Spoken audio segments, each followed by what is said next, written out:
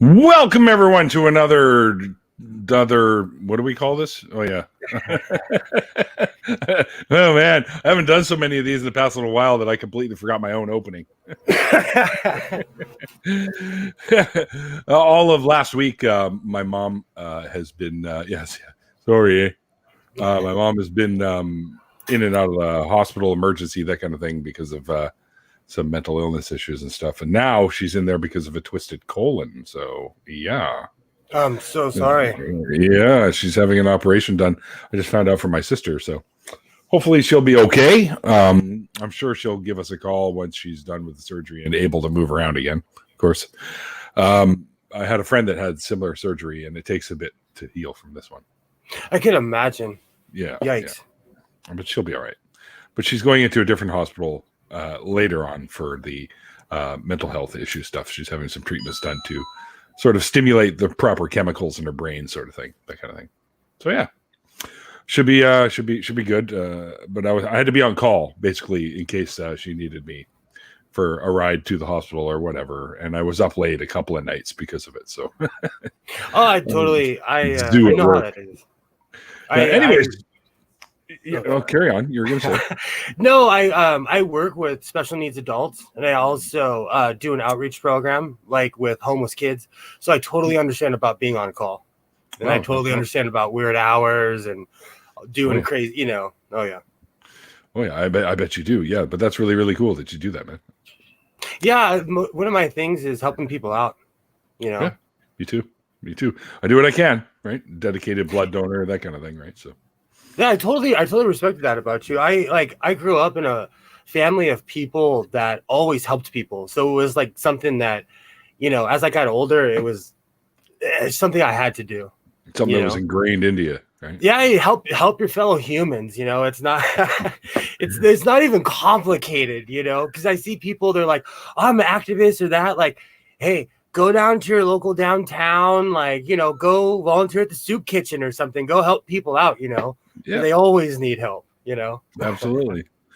Yeah, for sure. I mean, and that's what we're here for, to help each other out, right? So heck yeah. That's what I say. Anyways, Godless Sewing, what I do here is I talk to people about their journeys away from their religious belief or whatever belief system they're once a part of. So kind of what I ask is for folks to take us back into that time when they were once a part of some sort of belief system and how they found their way out. Take us on that journey. So I'll leave it up to you, and then I'll probably just jump in with something dumb to say here and there. So. All right, I'm gonna try not to go full Boomhauer. Let's see where to start. No, I'm kidding. I grew up like suburban Roman Catholic. I have I kind of grew up in an all white town. I'm obviously not all white. It was the late 80s, early 90s. It was a good environment. Like. For as much as I could, I more or less trash the doctrine. I don't trash my church. My church was really informal. I still have friends from back in the day. I thought it was BS from the jump. When I was around, I want to say 11 or 12, I was told, if you're not Catholic, you're going to hell. And that's when I started asking the questions, because at my school, I had friends from all religions. I grew up mainly a Mormon town, but there's people that were Muslim, Jewish, anything you could think of. But we all kind of went to the same school, So as a kid, I was like, all right, and as I got older, it's just religion was control. And when I was a teenager, I started dropping acid. And I'm not promoting or condoning anything I say. I come with a giant disclaimer, but so when I was a kid, like, I started asking different questions, I'd go wander out with my cousin. Like how much acid I should take, or you're sitting in a field, the sky's all of a sudden a Picasso painting, and you're like, you're like, all that stuff I learned last Sunday was bullshit, like there's no way any of that. Like, and I'm much more of a tactile person. I believe what I can feel. I'm much more evidence-based, and I've always been like that. I just couldn't describe it as a kid.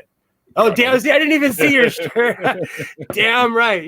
So as the years progressed on, I just, I parted ways from religion, and I wasn't angry. I was always seeking God. I was always seeking a higher power, because I was always like, there has to be more. There has to be something. I crashed a motorcycle and I survived. I was like, oh, God saved me. No, it wasn't my leather and my helmet, but it was God, Really, it was because I knew how to roll and tuck. I got lucky. Sure. But, that reminds me of the whole, the plane was shaky, but the pilot somehow made it able to land. And everyone's like, oh, thank God the plane landed. Well, why don't you thank the years and years of training the pilot had? Yeah, I should thank the Kawasaki pants I was wearing and the helmet I had on, because they saved my life, Exactly. So I don't, I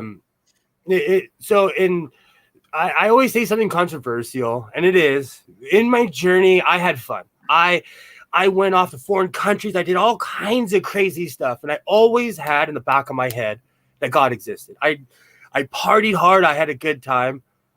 I died. My heart stopped and my brain stopped. And I remember from the time that I got paddled and I woke up in the morgue. And I recently had someone be like, I want more detail. You woke up in the morgue? Yeah. In good old Portland, Oregon. I was out for 2 hours.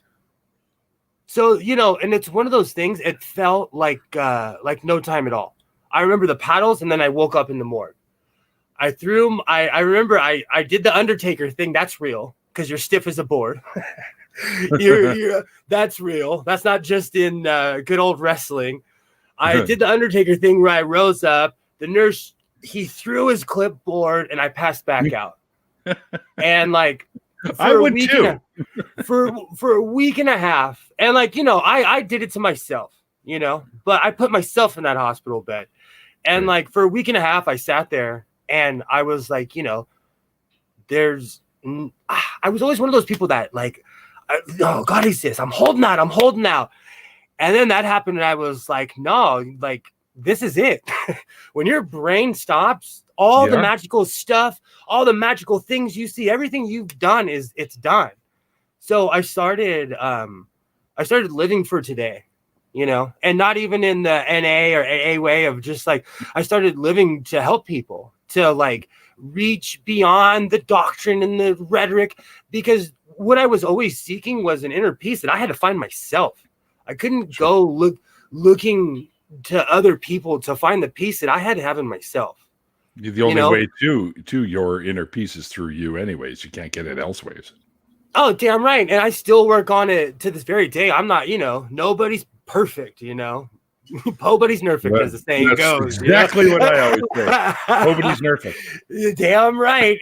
So I try to remind myself that. And having been through that, it just it totally checked me, because I was drinking the Kool-Aid that the investment was in the other life.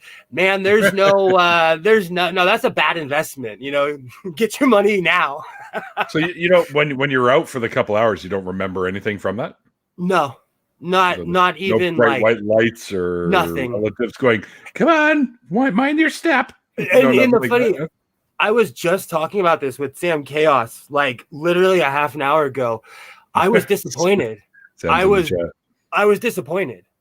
Really? I was because I wanted there to be the big puffy lightning throwing problem solving concierge that everybody begs for, and it just it wasn't there, and so it it really checked me, stop being a grunt, stop being a little grommet, live your life,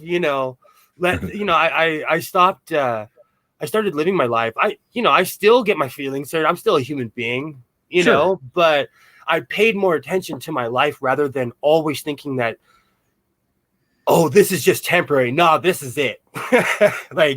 You got what you got, Yeah, this isn't the doormat on the way, right? You don't. No. And I try not to take it for granted. And all those things that I learned when I was younger, I didn't get rid of them. I just don't contribute that to religion. I just contribute it to being a good person. Mm-hmm. You know, you can take the attributes of anything and say, okay, I'm going to live like this. This is BS. This is written by goat herders, you know, a tribe of a bunch of wank cutting. Could you imagine being like other tribes and being, hey, man, those guys are going to cut your wank. Stay away from those guys. They're going to take your foreskin, dude. Be careful of those guys. It's going to get cold in the winter. Yeah. They're going to take a piece of your ear. Wait a minute. We live in a desert. They don't really have winter. You know, if you read the Bible, like, if you read the Bible, they were scary. They were scary tribe of people, you know? So, oh, I know. So I try to, I try to live in peace. Yeah. It's one of those things, you know? I think the weirdest thing I've ever experienced, talking about being in a desert and whatnot and not having winter. They actually do. When I lived in Israel, I was there for a couple of years. And I was in Jerusalem one winter, we'll say, and it actually snowed there. Oh, wow. Yeah, what and year was that? 1982, I believe. And they said it doesn't often snow here. So you're here on a year, like one in like every fucking 17 or 18 years, they get a little bit of snow. It wasn't much, but it was enough for people to come out and go, whoa, whoa, make little tiny snowballs, because there really wasn't a lot. And like, same here. Like it snowed for real in LA, like in the 80s, and that's about it. We get like massive hail. I like essentially I live in the desert. I'm one of those people, like, I've traveled all around, and I had this dream of living in Alaska, and then I went there. I was like, bro, I'm not going to survive the winter. What would you think? I had a great time, but it was just I wanted to live out in the outdoors, out in the middle of nowhere, you know, walk around with my rifle. I'd read too many books as a kid. Couldn't just come here with the same shit, and it's not near as cold. Actually, I've actually I lived in Oregon for a while, so I've been to Vancouver. I've been all the way to Saskatoon. No. I've been yeah. You know what? I've met good people, and it was just like that was out in the middle of nowhere. That to me, that was like, oh wow, we're out in the middle of nowhere. But when I lived in Oregon, it kind of like it showed me that I wasn't a woodsy person. I wanted to be so bad, but I'm a fair weather kind of guy, you know. Fair enough. But with everything, go in the summertime. That's a little different. Go camping in the summertime. What's been going on in America, though? I wouldn't mind moving with everything that's been going on. Well, yeah. I mean, I see things mildly improving for you guys. At least you don't have the orange-headed whack job fucking, or orange-skinned, I should say, whack job running the show anymore. So, you know, we cut the head of the snake, and now it's just the rest of the body is just kind of slowly die. You know. Yeah. The problem. The one thing that shocked me, though, is that propaganda works. Oh, yeah. And what's his face was doing blatant propaganda. He was having Klan rallies. He's doing blatant propaganda, and people were just lapping it up. Or they're caping for this man, saying, "Oh, he's not that bad, but this, and this." And I'm like, no. Anyone who tries to introduce what was that? His legislature was going to be American education, or I can't remember the exact wording of what his patriotic education was going to be, but that's scary.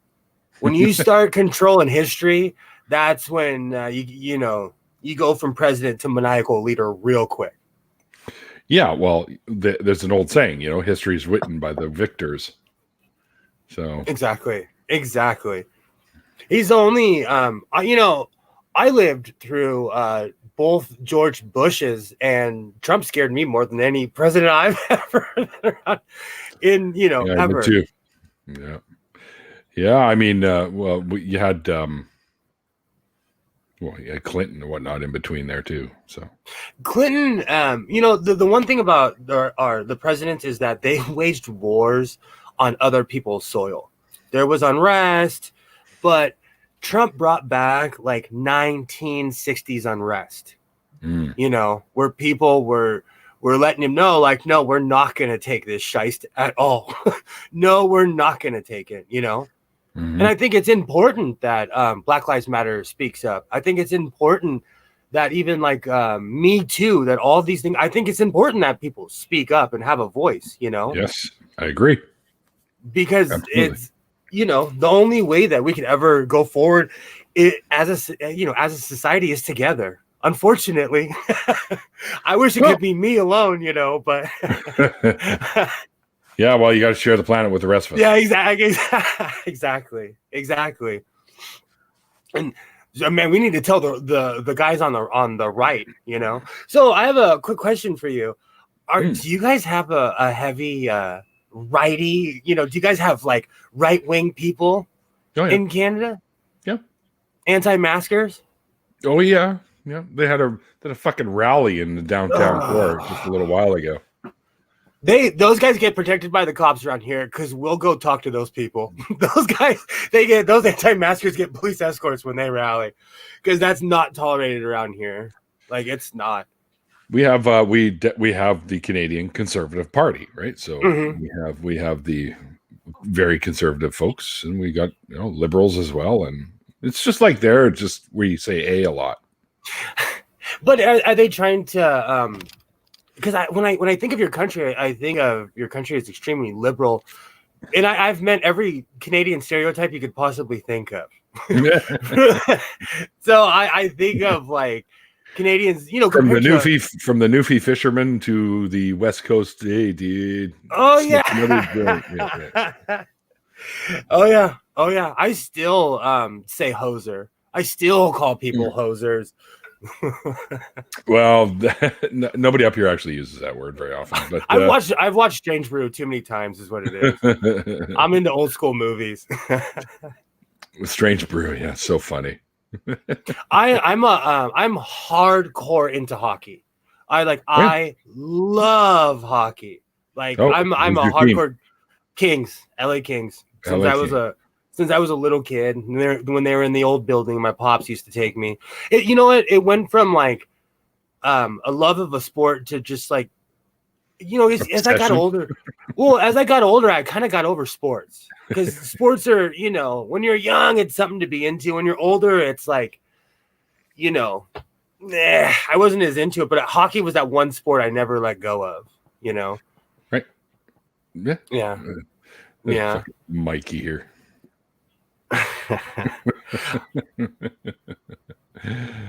They're like, now I gotta look up the record because the Kings have actually been decent this year. We beat the Blues a couple of times, but the Blues are great. They're a great team. Yeah, I'm not too fond of the way they have things running this year with the NHL.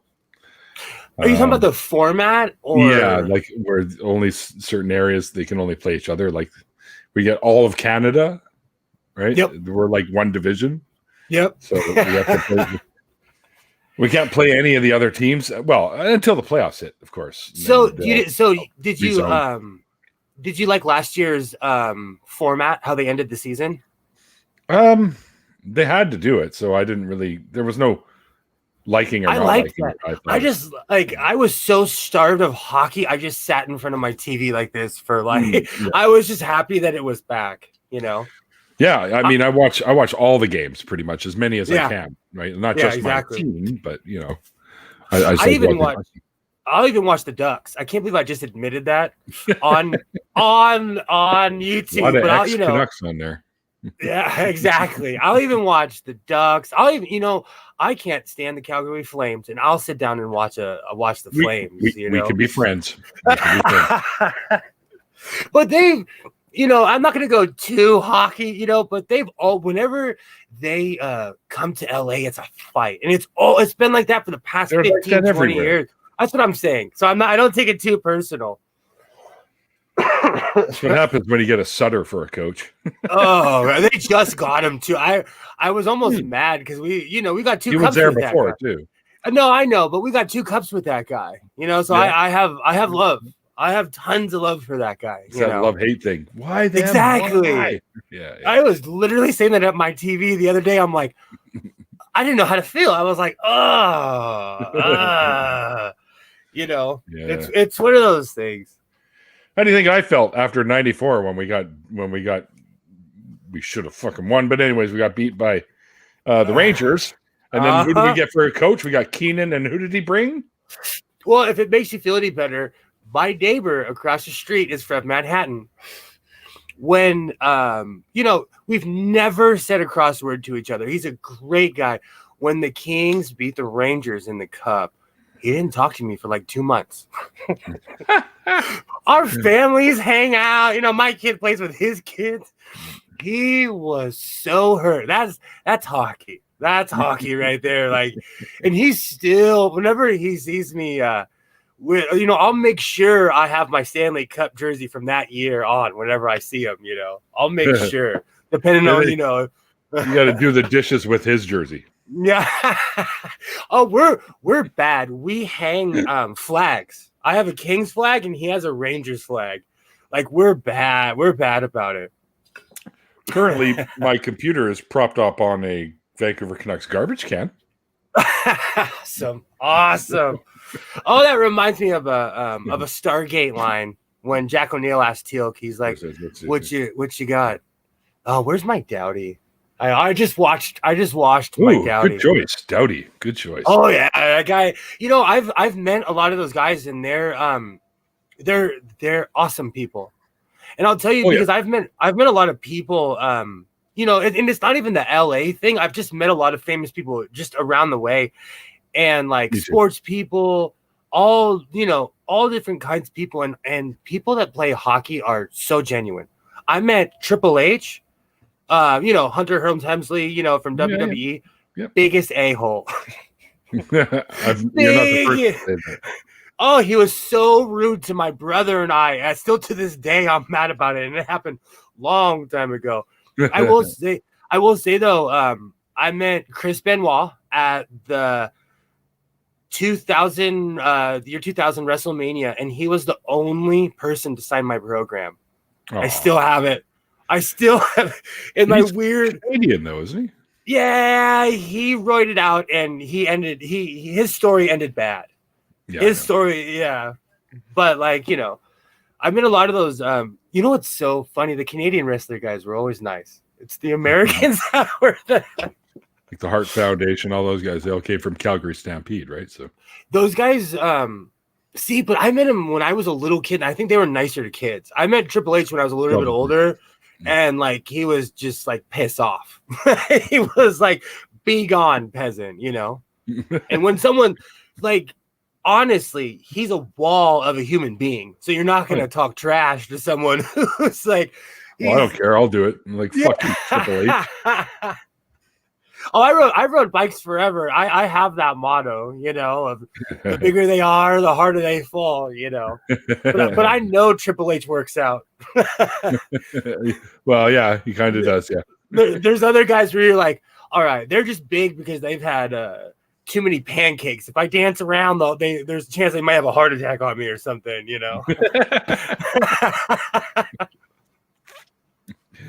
No, but back to I have a tendency to ramble, but back on to my journey for atheism. My the one thing I try to do is bridge the gap, because I still live in a Mormon neighborhood. I'm open about my atheism. No one has treated me any differently, Really? Not and I don't know if that's more because I'm established here and they know my family and I'm from here, Yeah, but maybe I've been more judged from like Catholic and Christian people, because I think there's a difference between online atheism and just walking out your house and going to your job every day like a shrub, drinking coffee.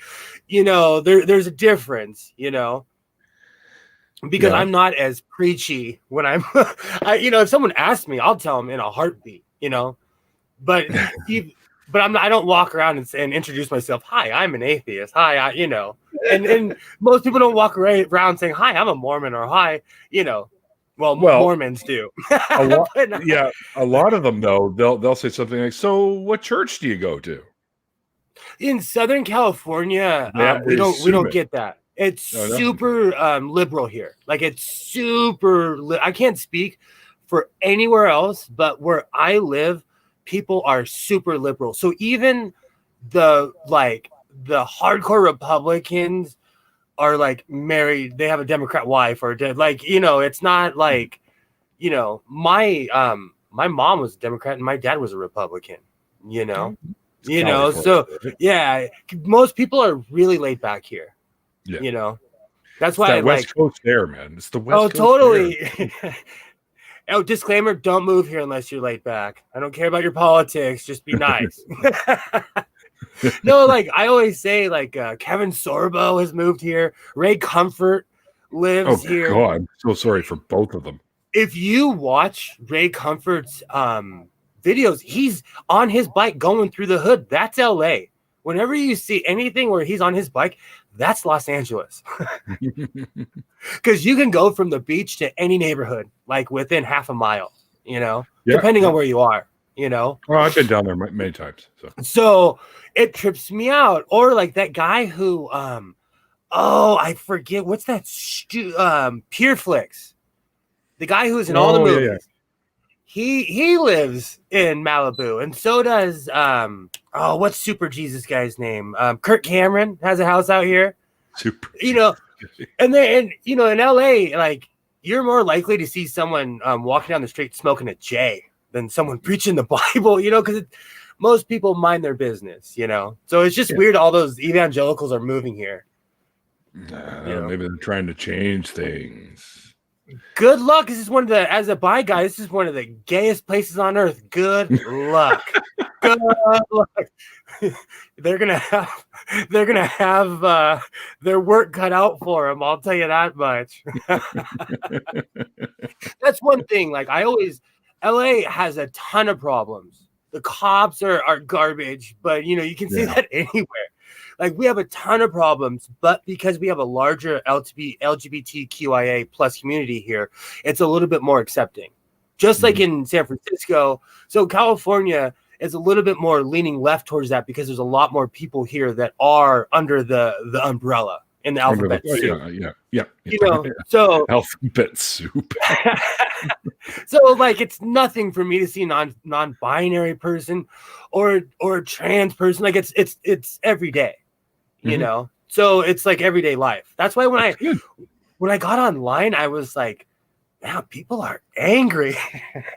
People are like angry as hell." But excuse me, I guess that's why people move here, you know, for acceptance or somewhere, you know, where they can be themselves. I think pretty much up and down the coast, we're pretty accepting here. And you know, I never promote New York, but New York is one of those places too. You know, you can kind of just be whoever you want to be, you know. Been there too. I have a cousin who lives there. He sings cabaret. You can be it's just like it's a cold version of LA. Stuff's a little bit closer together, but it's the same, you know, same attitude, it's just chill people. Yeah, you know, depending on where you are. I've never actually been there to New York. I always try to go for I go to certain communities, so I'll say not naive things like, "Oh, New York is awesome." Don't go there unless you know somebody. Don't. I do know lots of folks there. But, don't listen to my advice, you know. But you know, I always go. L.A. with weather. Yeah, exactly. And that's another thing, like. When I was younger, I didn't like certain environments, so I helped create another one, you know, like create a little bit more of a welcoming community. Because there are a lot of people that move here from out of town to get away from, you know, people who don't accept them for who they are. Sure. You know, and a lot of people led to atheism that way too. You know what? It's, once they find out about certain aspects that they never learned about growing up in the religions. They find out about these, I guess, ideals that people don't really talk about. Yes. You know, unless you go to some evangelical place where they call out homosexuality, or they call out they call out whatever, and they shoot it down and make names and all kinds of shit like that. It's not most of the churches, unless it's some sort of fundamentalist church, don't do that really. Hell, even some churches have pastors or priests or whatever that are actually part of the LGBTQIA plus community. So. Oh, very much so. I went, one of the most awesome church services I ever went to was in West Hollywood. Wait, as an atheist, say that out loud? No, it was just a banging party.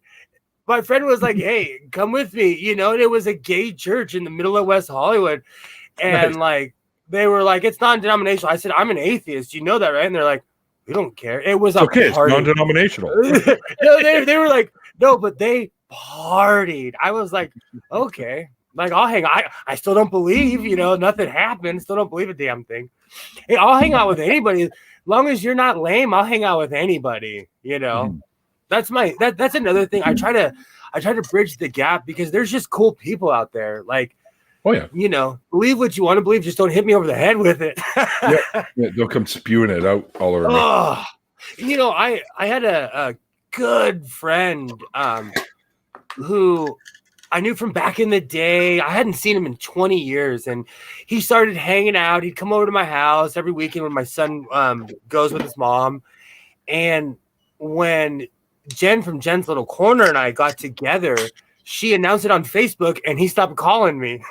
And I was like, well, c'est la vie, Yeah. Oh, Nectonius popped into the chat and likes to be kind of a prankster, so that's okay. I get it. I totally. I have fans myself. But like, he stopped talking to me because he was churchy, and he thought that's what you're supposed to do. And he got that.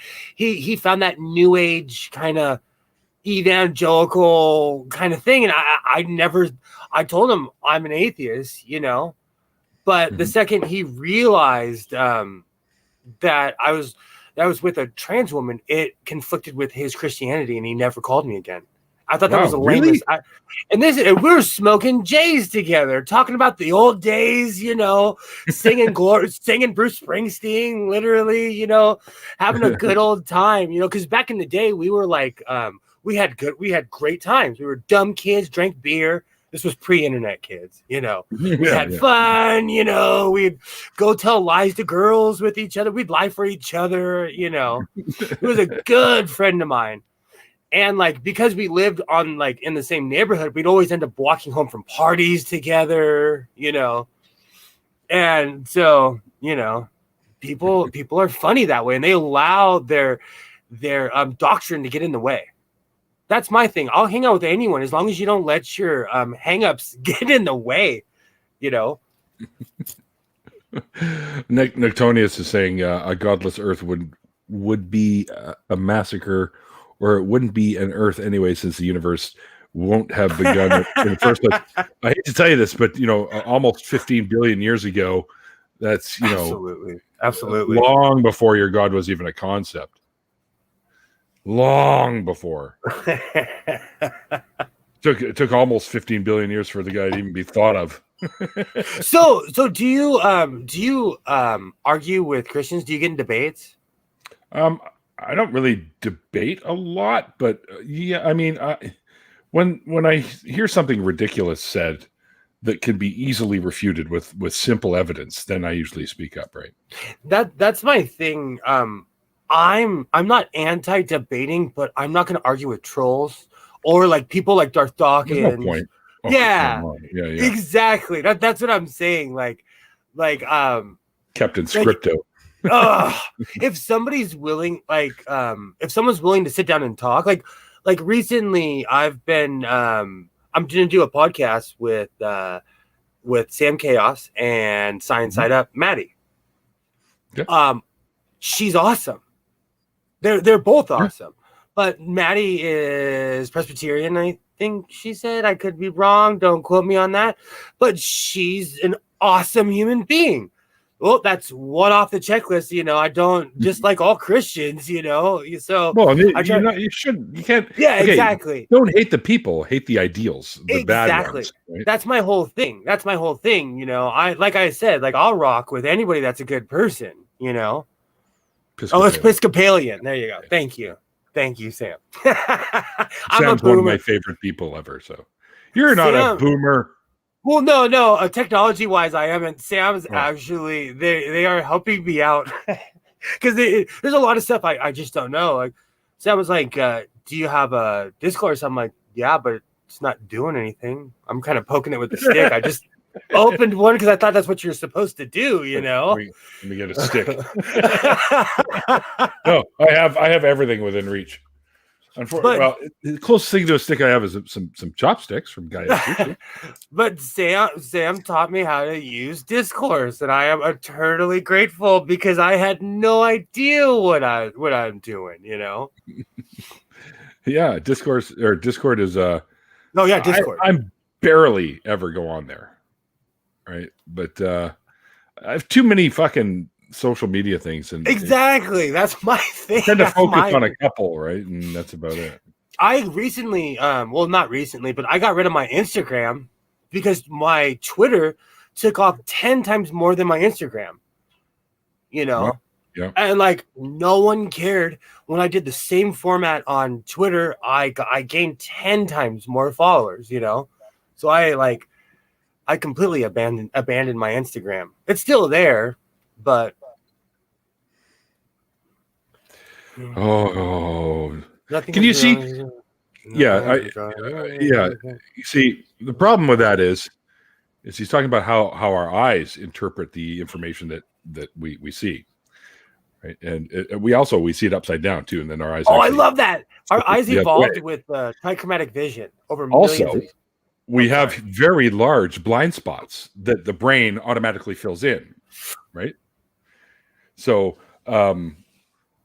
The thing is, Nectonius, is there's no such thing as nothing.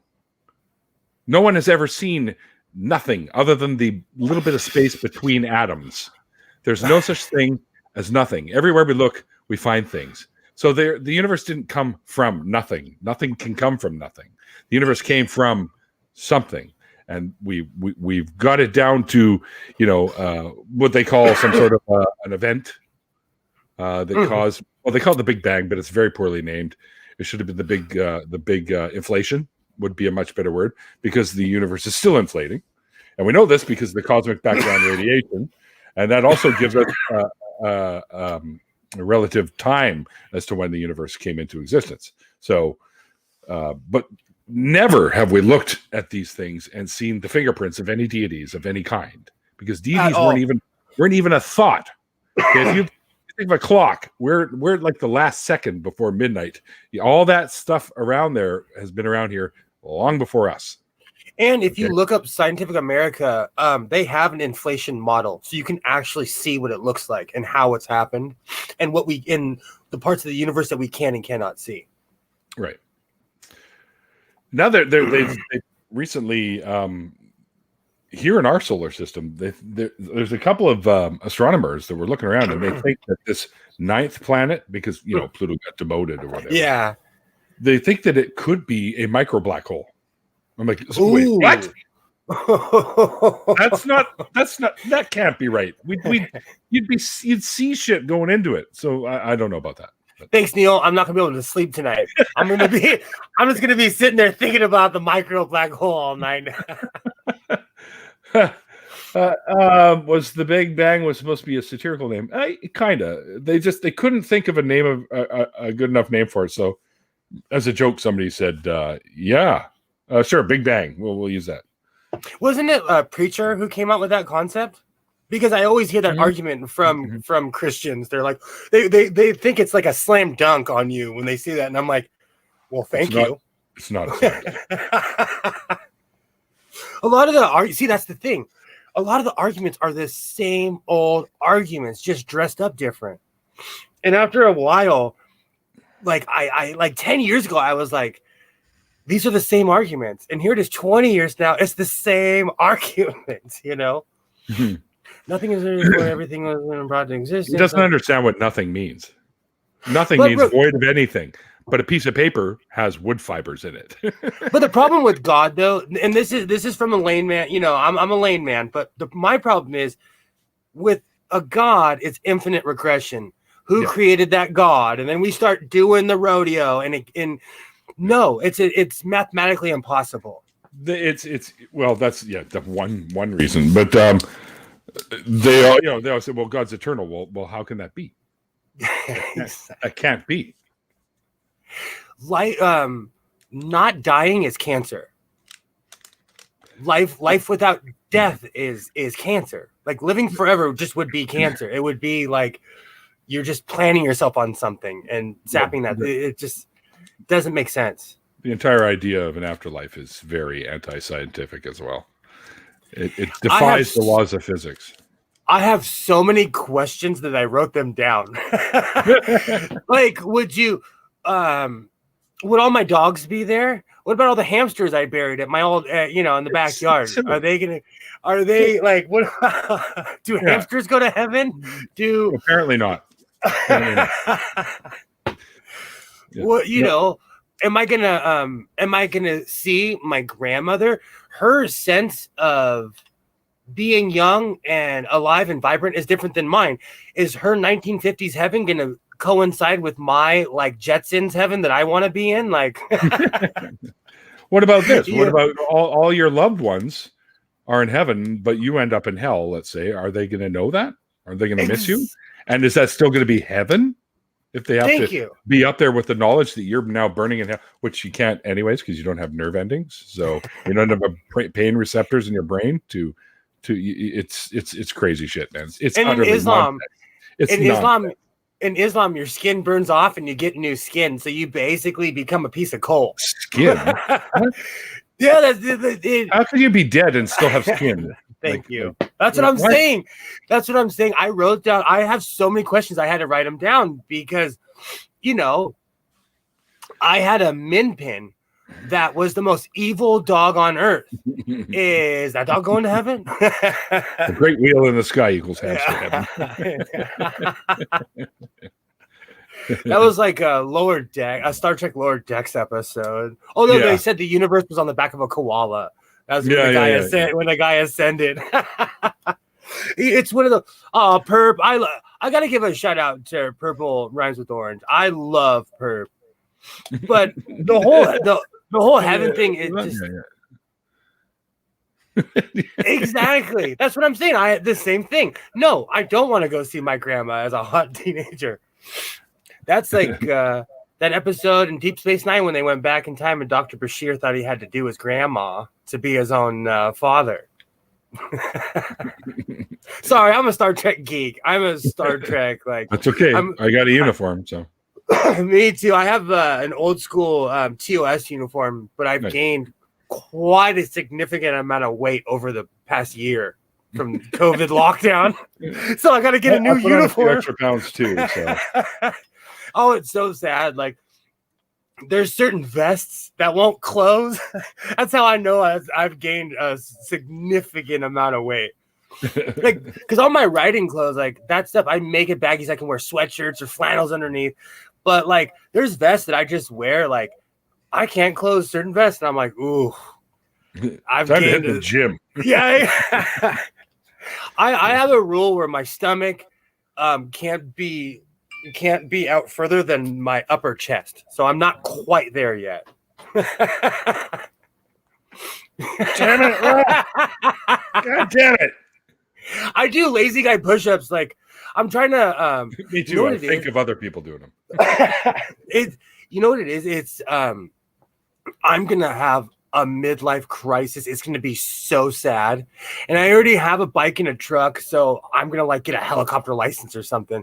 It's gonna be so sad. Nothing wrong with that. That doesn't say midlife crisis to me. That just says I want to fly a fucking helicopter. Or like I have a one of my trucks recently bit the dust. I spent a bunch of money pumping into it. It's just not worth it anymore. I was thinking about turning that thing into a rally racer and just giving it a second life and beating the crud out of it, That's a midlife crisis. That is a midlife crisis. Joining NASCAR is a midlife crisis. I didn't even see this, but Vesta posted this earlier for the Big Bang thing. He said Fred Hoyle coined it as the term as an insult. Oh, wow. Which they embraced it. So some insult. It's now, it's now the acceptable term. Yeah. So it doesn't really talk about what it is. It's just a name they gave it. It's the singularity. Yeah, that's what it was. A singularity. Although a lot of like Neil deGrasse Tyson, that kind of thing, he doesn't like to call it a singularity because it's not really the same thing as a singularity. I have learned so much from Neil deGrasse Tyson. It's not. I know, he's awesome. I watch him every time. Anytime a video pops up, I'll watch it. He had a new one today. I was watching. I guess I hadn't seen it yet. He's awesome. He's absolutely, and he dumps it down for people like me, who's smoking a J and watching his videos. Do they have weed in heaven? Yeah, that's another. If they don't, then it's nowhere near heaven. Right? Yeah, and if you do smoke weed, that's one of my favorite lines. It's a Bob Marley thing where Bob Marley says you go to heaven and everybody's gonna be high. So what Bob Marley is basically saying is you go to heaven and you're staring at God. You're just high. You're you're sitting there that's pointless. Stare at that fucking asshole. Yeah, that's what I'm saying. Even at least the character is even an asshole Bob. Anyways. Even Bob Marley knew it was BS. He knew it was just straight BS. I love Marley. Absolutely. But I've always had that concept, even since I was a little kid. It's when you go to heaven, are you just drugged? Are you heavily sedated? Is that the great feeling? When you take acid or mushrooms, you get a gang of serotonin released in your spine when you peak. Is that what? I don't get it. Way too many questions. Yeah, I mean, let's face it. These are just mythologies that came up because people are afraid to die. Absolutely. So they didn't want, this can't be it. This can't be it. Well, yes, actually, it can be it. You come into existence. Yep. You live your life, right? Be thankful. Thank you, science, for us being able to live past 40. Yeah. Now, so we can experience a lot more of that life. And this is the one we do know we get. Yep. So make the best of it. There ain't nothing coming afterwards. You just go back to that place you were before you were born. The dirt. Non-existence. Yeah, it's so true. Something you said kind of struck a chord with me. I'm a born asthmatic. I wouldn't be here without modern science. You get free Pure Flicks in heaven. I'd rather go to the hot place then. Send me downstairs. Can I get my $9.99 a month back, please? But I wouldn't be here without modern science. Mm-hmm. And I think a lot of people don't. None of us would be. I have it. I have asthma. Someone coughs on me, I get sick. I would have been gone a long time ago if it wasn't for modern science. Exactly. Even as a kid, I had a lot of health problems, and it was doctors not praying that helped me. And that was another thing. I used to always think if God or these magical things were real, I wouldn't need an inhaler. Someone would be able to walk up to me and cure my asthma if the Bible was real. Mm-hmm. All they would have to do is believe. If the Bible was real, all they would have to do is believe in the doctrine and be able to cure me. And let me tell you, my lungs still hate me. Never happened. No, Nectonius, you're not going to heaven. I'm not going to heaven. Godless Sewing's not going to heaven. My producer, Mike Hughes, should be in here with us now. He's not going to heaven either. None of you are going to heaven. Come on in, Mikey. You might help us close out the show. There he is. I can confirm not going to heaven. Can confirm. Nope. Not in the cards, as they say. In the cards. Well, I've got some tarot cards. Would you like me to do a reading? Perhaps you should use the heart of the cards. Mm-hmm. And to quote Sam, you can't cure atheism either. No, you can't cure atheism. And you said something just a second, Godless Sewing, that was the one thing that would weird me out. Was I'd go to church and the pastor be up there. All right, now we everybody keep Sister Johnson in your prayers for her surgery coming. I'm like, surgery? Yep. Man, if y'all don't pray for this woman so she can get on up out of here, you can have this done in 30 seconds. Just do a little oil, a couple of little prayer rags, and then boom. She's good to go. Slap her on the butt, get her out of here. Next person hop in the chair. Damn right. Just like in England, people still go to Lourdes thinking the water cures them. It's sad. It's just, I don't like false hope. I don't like believing in lies. If I'm wrong, please tell me. Please. Best thing about being proven wrong is you're no longer wrong. Exactly. What a feeling that is. What a feeling that is. Yeah, it kind of stings a little bit because you thought you were right about something, and then you, especially if you're in a public place and somebody points that out. But you fucking deal with it like an adult. You go, okay, well, you tell me that, and now I'm not wrong anymore because now I know the truth about that. My pops was a heavy influence in my life, and he worked for NASA, Rocketdyne. He was like Mr. Engineer, and towards the end of his life, he was head of maintenance on the 65 acres at my job, which he owned. But long story short, he would always tell me, and this guy is Mr. Experience. He was in the Navy. He was Nam, but he would always tell me, if I'm wrong, tell me immediately.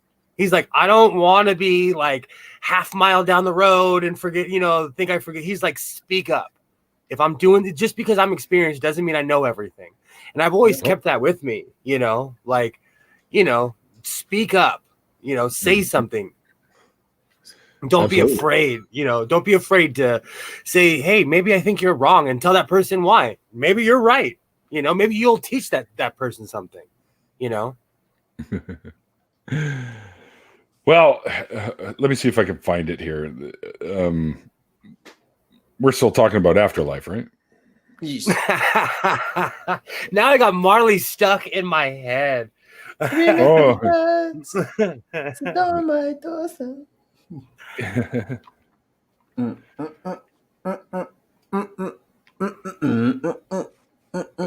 everybody feel hot. Yeah, so well-known scientist. Some of you may know who he is. His name is Sean Carroll. Okay. He's a physicist, a cosmologist, that kind of guy, right? He claims that humanity has to abandon these fanciful beliefs and focus on what the laws of the universe dictate. He's a cosmologist and a physics professor at the California Institute of Technology. He believes he has put the debate surrounding the afterlife to bed after extensively studying the laws of physics. Dr. Carroll states the laws of physics underlying everyday life are completely understood. He's not saying that we've understood everything, but the stuff that underlays everything that we know to be.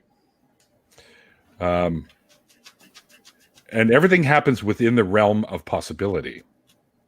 Funny that. Even things in quantum physics will still happen in the realm of possibility. So he says, for there to be an afterlife, consciousness would need to be something that is entirely separated from our physical body, which it is absolutely not. Consciousness at the very basic level is a series of atoms and electrons, which is essentially gives us our mind. The laws of the universe do not allow these particles to operate after our physical demise. Claims that some form of consciousness persists after our body dies and decays into their constituent atoms face one huge, insuperable obstacle. The laws of physics underlying everyday life are completely understood. And there's no way within those laws to allow for the information stored in our brains to persist after we die. It's just not possible. That's in your spirit, though, Neil. Tell them about the spirit. That goes back to when I croaked and my brain shut down. Randolph made me laugh because he told me, he's like, but you died, you came back to life, and you don't believe in the afterlife. So I'm giving Randolph the credit because that's hilarious, but it's true. When your brain is done, you're done. all the spectacular stuff you see, all the amazing things that you're thinking of, all those realms in your head, all that stuff you make up, it's gone. When you're, when the electricity's, as Jim Morrison said, when the music's over, turn out the lights. It's over, That's right. It's over. That's why. Sorry. That's why I always stress: live your best life now, because you don't know that there's another one coming. As a matter of fact, many people are making bold statements, saying, "Yeah, no, not bold. These are, in my opinion, factual statements. There is nothing when you die, you cease to exist. Nothing goes anywhere. Yep. You're done. I heard someone call it off the ride. I heard someone call it the long sleep. It's just it's like blackness. It's just black. I don't know what you wouldn't even know. You wouldn't even know if it was black or purple or whatever. It's probably rhymes with orange. It's probably the color. we'll finally figure out what out. The colors that rhyme with purple, orange, and silver. That would happen. Does nothing rhyme with silver? Is that one of those words? Yeah, there's three colors that the three words that they use for the colors. Nothing rhymes with purple, orange, or silver. Silver. I was doing the whole thing too. I'm doing that thing like it's gotta be Blilber. No, exactly. You're not allowed just to make shit up. Wilbur comes close, but it doesn't rhyme. Relilver. Yeah. Oh, wow. Right. Y'all didn't think about that one. Now that's a new one on the list. Quicksilver. Which technically is a word too, right? With silver in it, but it's the only one that you could use, really. Wow, so nothing rhymes with silver. See? Yep. Nah, I'm looking new every day. I'm cooking on this all night. Silver. What'd you say? Silver, orange, and purple. Yeah. I'm going to be in the backyard with a telescope trying to find that micro black hole that Neil was talking about. I'm going to be up all night. That's the thing, though. You won't be able to see it no way because it's a black hole. So the light won't even get to you, so you won't know it. It could be right behind Neil right now. I haven't smoked that much. Oh, no fair. I mean, mind you, guess who's back in the game?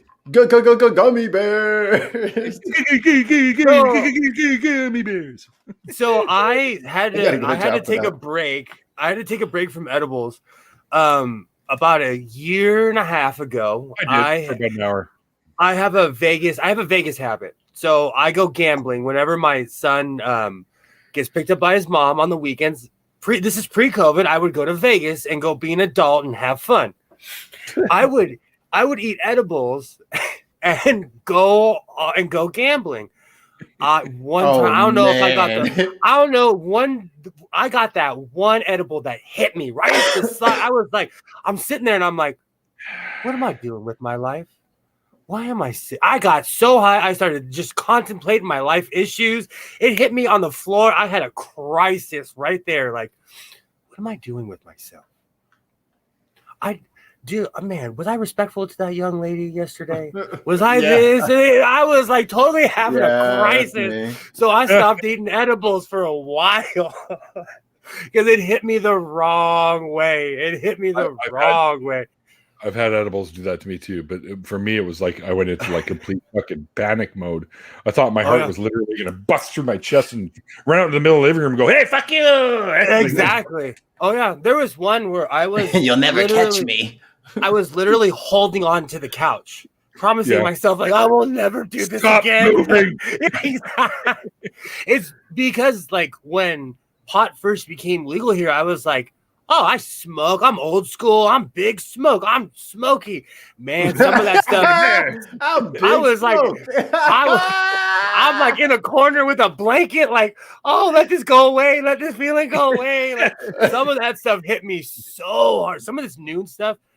And it's funny. I saw an interview with Snoop Dogg where Snoop Dogg was like, man, stay away from those moon rocks. My dumbass went to the store, literally like he was still talking. I'm in the car driving to the dispensary. I'm like, let me try those moon rocks. Man, it was like being on shrooms. It was like, oh, it took me somewhere else. It took me somewhere else. It was crazy, and I will never touch that stuff again, ever again. He was not playing. He was like, "Oh, that stuff." He was trying to warn. He was trying to warn Good. y'all. He's Y'all never was over good. there like, nah, I could smoke like Snoop Dogg. Snoop was like, all right. Only one way from to learn, I guess. I call it. When I go to the dispensary, I always tell them like, "Give me the old man stuff. I want to be functional. I want to be functioning. Word. I just want to be able to laugh at my movies and think That's things are a little bit. Yeah, I think things are Not hiding in the closet going. Yeah, exactly. Or have some total crisis where I start contemplating. The last thing you want to do is talk about like life issues when you're that ripped. Like, no, I don't want to start thinking, did I pay my AAA bill last month? Did I pay? I started thinking about all the things I know I already did. I know I already did. You start second guessing yourself. For me, it was like, you know how you forget shit when you get a little too high? Mm-hmm. I was just constantly thinking I had forgotten everything. So I was just like, I didn't do this, I didn't do this, and I'm like I'm like, oh, what the hell? Something I learned to do while stoned, because I'll have these great ideas, and I won't write them down or anything, right? And then later on, I'm like, what was I fucking thinking? Fuck me! I had this great lyric idea or whatever, because I write music too, right? So what I do now is I speak into my phone when I have the idea. I speak it. I turn on the voice recorder and I speak into the phone. And I really should stop because some of the things I say into the phone are really silly. They sound like the fucking like it's at the moment. Oh yeah. But then when you're not high anymore, totally. And you listen back. Oh, I had this great idea. What? What? What's wrong with him? Yeah, it's like never mind. So, yeah. I write everything down. I have I don't carry this with me everywhere, but I take notes on everything. I took notes just for, even though I know myself. All the time. I was like, okay, I'm not going to talk about this. I'm not going to ramble about that. I write notes. You know what my thing is? I have a rule. If I can't find my car keys, I'm too high to leave the house. Yep. Considering Yeah, exactly. I always live in the same place, and I have this thing where if I'm like doing this worry thing, like, oh, I'll give myself an hour before I leave because I'm too ripped to leave the house right now. Bye, Vesta. Because they're probably exactly where I left them, No, it's even worse when you holding them bitches while looking for them. You know how many times I've been late for work with my keys on my hip? I wear my keys too. You know, it's my God. I wear my phone and my keys, and I stopped losing them. But I can't remember that I did that to remind myself so I wouldn't have to find them. So then I end up looking for them anyway, and they're impossible to find. Trust me, I'm not claiming perfection at all. I have like 3 places where I leave stuff because I do really high stuff sometimes. So I have 3 places where I tell myself, okay, I will always leave it here because I'm a creature of habit. So I know if I like, okay, it's always in this drawer. So if it's not on the drawer, it's on the desk. If it's not on the desk, it's on the key ring. It's usually only in those 3 places, and it works. And then Hayu is like, nah, man, we're gonna put it in the microwave because you love mozzarella sticks. So what I'm gonna do is I'm gonna put them in here so that way when I get mozzarella sticks, see that it's the last one, I'll need to go to the store and there are the keys. And now it's all solved. In the past year, I told Mikey my secret last night. I miss bar food.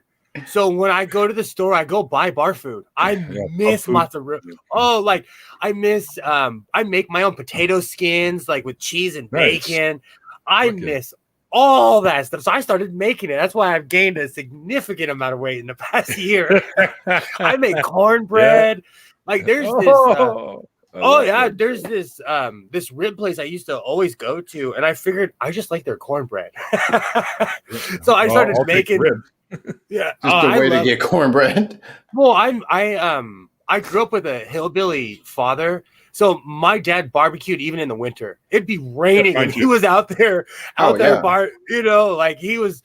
If he could shut this place down and turn it into a rib joint, he would have. So I'm very much like that. Oh, and fuck you, Tons of Mice. I saw your shit on Twitter where his name is Stinky Ice or whatever. My girl was like, "Did you see that?" I was like, "Ah, damn it. See, He got me." Purple's smart. They put their keys in their shoe.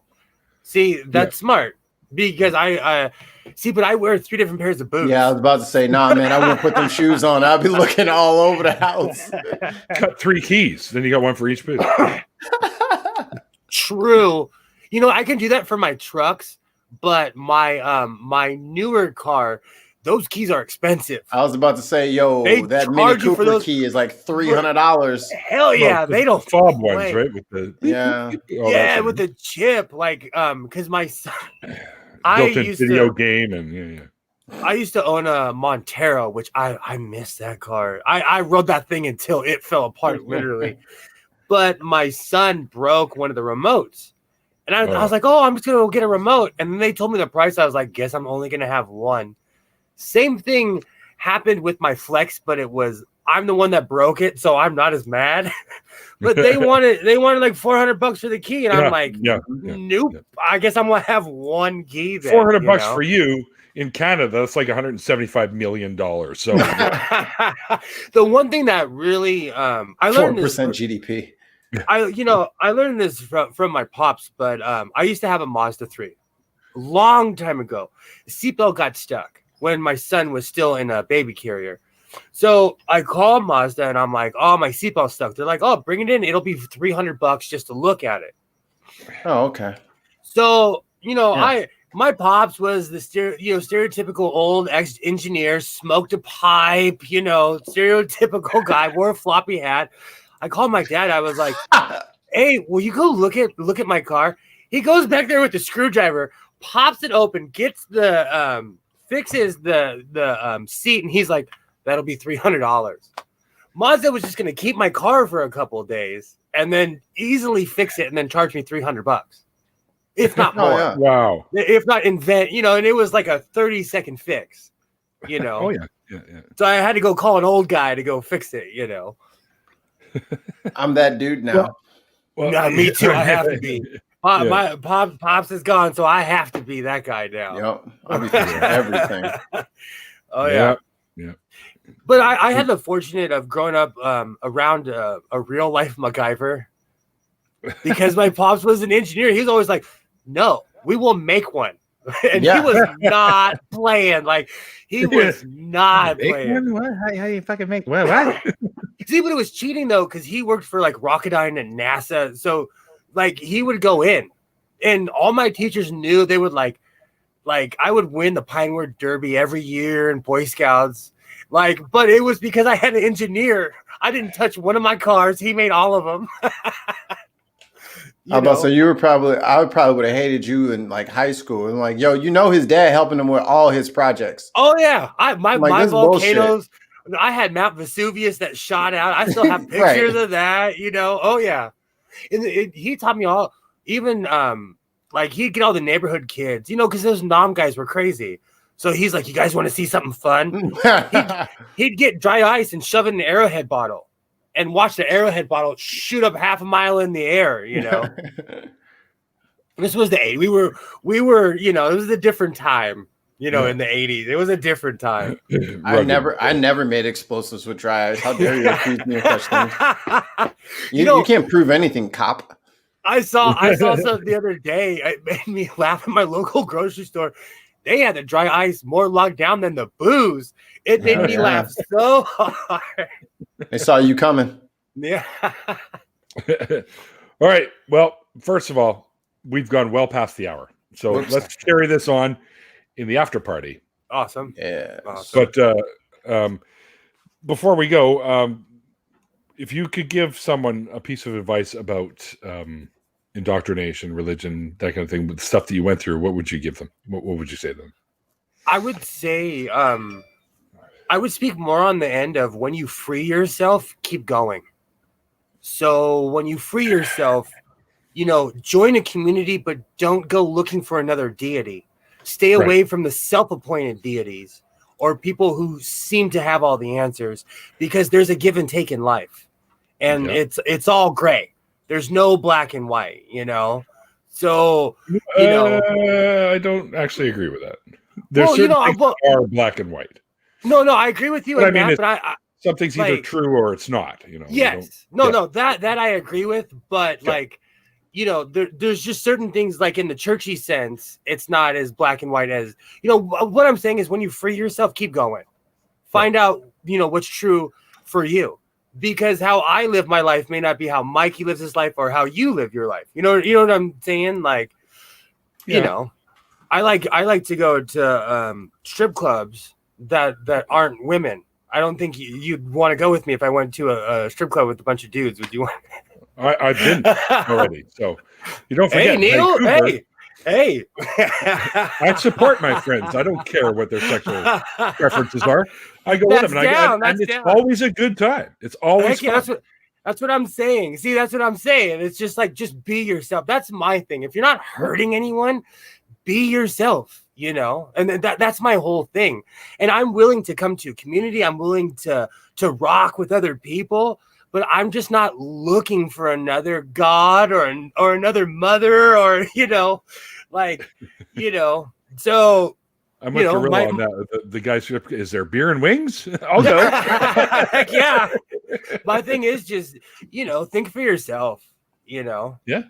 That would be my advice, think for yourself. And you don't have to become an apologist. You don't have to read the Bible. You don't have to become, Although I recommend it. Yeah, but that'll definitely drag you all the way out.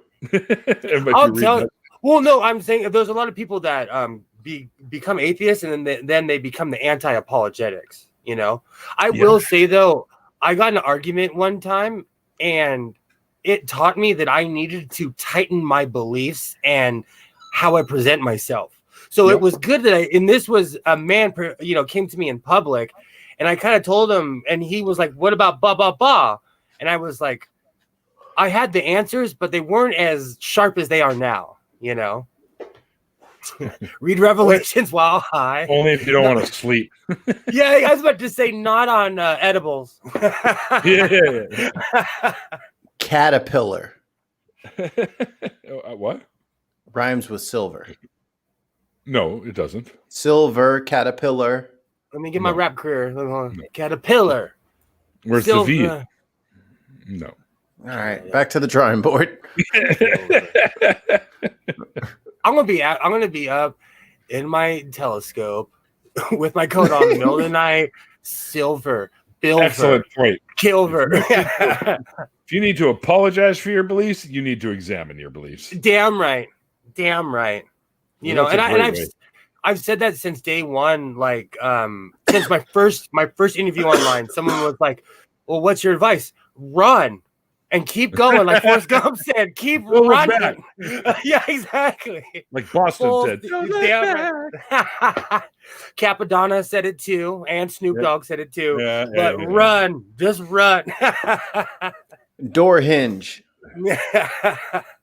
Door hinge, orange. Yeah, and apparently Purple said that there's a word in botanics called sporange. So apparently sporange rhymes with orange. I like Tobin. I like your effort too. Quiver, shiver. No, quiver and shiver rhyme, but they don't rhyme with silver. I'm about to make another word just so that motherfucker can have something around with. Manildner. And wear a mask. At least, I know we're all around the world, but in America, we're hurting. Americans don't get it. Wear a mask, please. We got him here too. Oh, it trips me out. Most of your anti-maskers, Neil, are probably just Americans who transplanted. I got this one a little while ago that I had to have. It's and I'm gonna get another one that's got like the Mandalorian mask part on it. This one here has got venom, so I had to have the venom. But anyway, let's wrap this up, fellas. We are already 50 minutes over, and Awesome. we're I gonna gotta take. go to we're the gonna head. take- I know, me too. And we're gonna do the after party real soon, there, guys. And as this little banner down below says, thank you to all my amazing patrons, and thank you, Godless Sewing, for coming on and joining me today. By the way, Awesome. and we're gonna have more fun. And don't forget that Randolph and I are starting our own call-in show very, very soon. Once we finish building the studio, which seems to be the never-ending project. But anyway.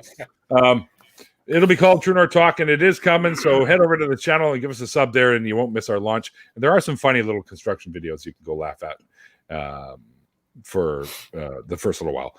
And myself and lovely Miss Jenna Mew, who was in the chat earlier, and Mikey here below has also been on the show, and Utah Outcast X has been on the show with us recently, a couple times now.